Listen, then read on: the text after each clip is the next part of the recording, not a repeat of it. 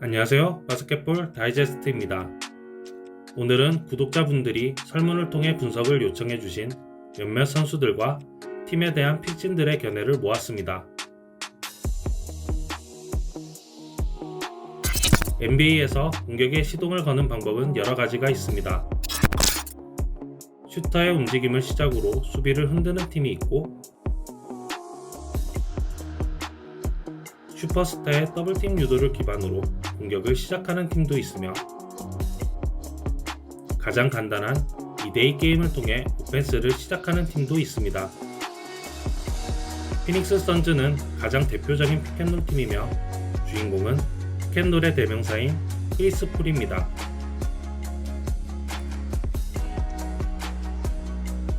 젊은 시절에는 스크리너 딱 한 명만 붙여주면 미드레인지 안쪽에서 신나게 볼을 키핑하면서 엘리웁 패스와 플로터를 자유자재로 섞는 선수였고, 폴과 콤비를 이룬 선수들은 모두 엘리웁의 대명사가 되었습니다.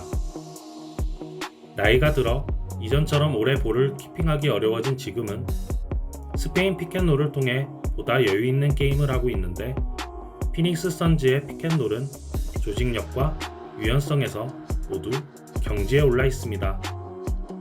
평범한 픽앤롤을 한번 보여주기도 하고, 한 명이 더 끼는 고급진 픽앤롤을 섞어가며 급기야 이렇게 옆으로 2명, 앞으로 2명이 모두 끼는 4명의 픽앤롤을 보여주기도 하는데, 이런 옵션들을 마치 점침법처럼 펼쳐내는 능력이 가히 발군입니다. 애틀랜타, 유타와 더불어 가장 인상적인 픽앤롤 팀입니다. 피닉스의 픽앤롤이 아기자기한 조직력의 픽앤롤이라면 애틀랜타의 픽앤롤은 알고도 못 막는 이지선다 픽앤롤입니다. 딥3와 롱패스 능력을 함께 갖춘 트레 영은 항상 블리츠에 가까운 협력 수비를 받기 때문에 수비 2명을 끌고 다닐 수 있는데, 나머지 선수들이 트레 영의 시선에서 늘 2가지 타겟이 될 수 있도록 움직입니다. 이렇게 한 명이 랍 타겟으로 들어가면 한 명은 밖으로 나오면서 그 자리를 메우는데, 이것을 롤 앤 리플레이스라고 합니다. 카펠라나 콜린스 중 한 명만 나왔을 때는 이렇게 앞뒤로 찢어지면서 2가지 옵션을 주고, 카펠라와 콜린스가 함께 있을 때는 이렇게 스크리너와 커터로 역할을 나누어서 양옆으로 2가지 옵션을 줍니다. 트레 영이 탑을 지키지 않고 사이드로 밀려 나오는 것을 역이용하기 위해 이런 포지셔닝을 가져가는 것이 팀의 미션이며, 공격 면에서는 나무랄 데가 없는 훌륭한 픽앤롤 파생 공격을 보여주는 팀입니다. 문제는 절대적으로 수비에 있죠. 오리온 이정현의 가장 큰 강점은 파워입니다. 공중에서 바디 밸런스가 절대 무너지지 않을 정도로 근력이 좋은 이정현은 슈팅 모션에서도 힘이 그대로 느껴지는 선수인데, 세게 파운딩을 친 후에 그대로 올라가는 풀업 점퍼와 플로터를 보면 로딩 없이 몸을 수직으로 띄우면서도 굉장히 슛줄이 강하다는 느낌을 받게 됩니다. 발만 맞추면 곧바로 뜰 수 있을 정도로 고잉업, 볼을 밑에서 순식간에 끌어올리는 코어 힘이 굉장한데, 2대2에서도 흘러가듯 앞으로 움직이면서 플레이하기보다는 흐름을 끊고 갑자기 풀업 점퍼로 올라갈 때 가장 위협적인 느낌이 짙습니다.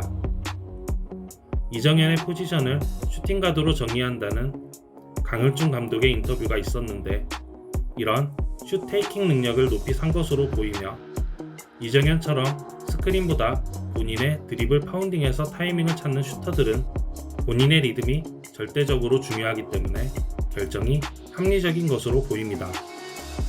정말 보기 드문 힘과 빠른 타이밍을 가진 풀업 점퍼 슈터인데, 순조롭게 성장해서 과거 국제용으로 이름을 날렸던 김병철, 정영삼 같은 국가대표팀의 새로운 미셀 웨폰이 되길 기대해봅니다.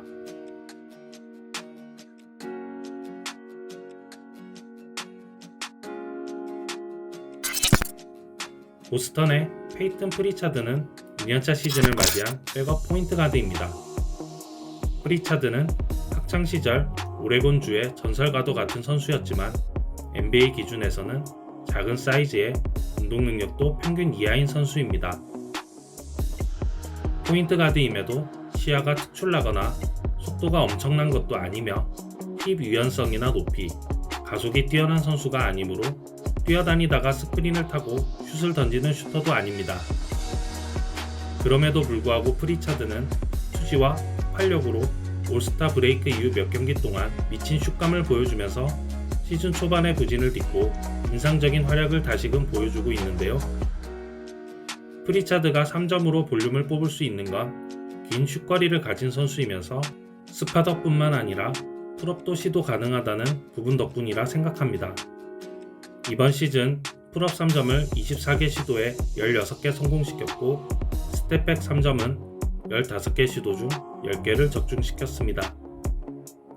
3점이 끔찍히도 안 좋은 보스턴에서 그랜트 윌리엄스와 함께 스페이싱을 책임져주고 있기 때문에 최근에 프리차드는 보스턴의 벤치 라인업에서 다시 주축급으로 올라왔습니다. 그럼에도 불구하고 공격면에서 한계는 있는데 핸들링은 안정적이지만 시야나 패스가 특출나지 않고 하프코트에서 림까지 편하게 진입하거나 마무리할 운동 능력도 부족합니다. 프리차드는 풀업을 던질 때나 돌파를 할 때나 오른쪽보단 왼쪽으로 가는 것을 더 선호하는데 수비가 타이트해질 때를 보면 본능적으로 왼쪽으로 가려고 하죠. 간단한 패스아웃이나 피켓롤은 가능하지만 스마트나 화이트처럼 패스로 유의미한 공격 창출을 해준다고 보기는 힘듭니다. 사실 이번 시즌 프리차드가 특히 팬들에게 인상을 주는 부분은 수비입니다. 운동 능력이 부족한 단신 가드인지라 완벽한 스위치 수비는 어렵고 레터럴 퀵니스나 손질이 장점인 선수는 아닙니다. 마진뉴 스탯에서도 마이너스로 나오는 곳이 많죠. 그럼에도 불구하고 눈으로만 잡히는 부분이 있는데 특유의 단단한 체형 덕분에 헬프가 올 수 있을 만큼 자리를 지키며 버텨주는 수비만큼은 좋다고 생각합니다. 그리고 허슬 덕분에 1대1로 쉽게 돌파를 허용하는 수비 구멍도 아닙니다. 완벽하진 않지만 열정과 집중력 덕분에 전체 수비 로테이션이 꼬이지 않게 본인 자리를 잘 찾아가 주는데 이런 부분은 공격 부담이 지나치게 컸던 대학 시절에서는 볼 수 없었던 모습이죠. 분명 프리차드는 약점이 없는 선수는 아닙니다. 그렇지만 3점 슛과 백업 가드가 절실한 보스턴의 현 상황에서 프리차드의 투지와 폭발력은 이제 팀에서 빼놓을 수 없는 부분입니다. 프리차드에 관한 인사이트는 객원필진 스페이스바님께서 제공해 주셨는데요. 우동가수로 불리는 이메 우도카 감독의 용병술로 인해 많이 행복하시다고 합니다.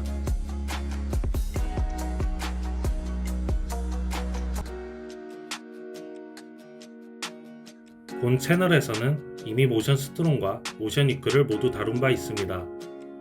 모션 스트롱과 모션 이크는 모두 샌안토니오 스퍼스의 그렉 포포비치를 통해 일반에 널리 알려진 전술인데요. 먼저 모션 이크는 핸들러와 빅맨이 모두 사이드를 전환하면서 오펜스를 시작하는 세트입니다.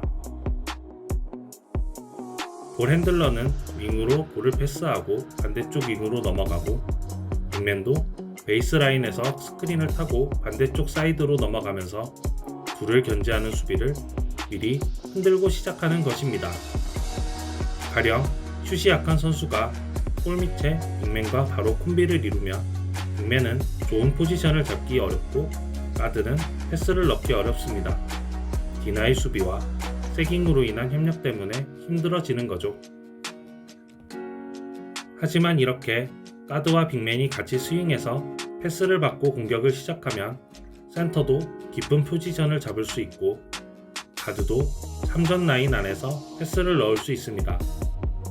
빅맨에 대한 이 크로스 스크린으로 인해 피켓롤을 해도 엠티 사이드, 큰 공간을 만들고 시작할 수 있으며 이렇게 기습적으로 포스트업 공간을 만드는데도 매우 유리한 전술인데 2010년대의 샌안토니오는 팀 덩컨의 기동력이 저하되면서 아이솔레이션 대신 이 모션 이크를 통해 볼 플로우를 개선했습니다. 스태거 스크린을 사용하는 모션 스트롱 또한 반대쪽 사이드에서 슈터가 보여주는 움직임을 미끼로 포스트업 공격을 보다 쾌적하게 시작하기 위한 목적이 함께 있는 것으로 현재는 5아웃에서 공격을 시작하기 위한 용도로 많이 쓰이지만 스퍼스의 예전 경기를 보면 사이드를 오히려 나눠 쓰는 듯한 장면이 더 많이 보입니다. 필진 포지티브님의 오션 스트롱과 이현준 영상에서도 이런 장면을 보여드린 바 있는데 비슷한 구조의 공격 장면들이라고 볼 수 있겠습니다. 포포비치 감독의 역대 최다승 다시 한번 축하합니다. 이외에도 요청해주신 많은 선수들에 대해서는 다음 메일백과 영상들로 기회가 되는 대로 다루도록 하겠습니다.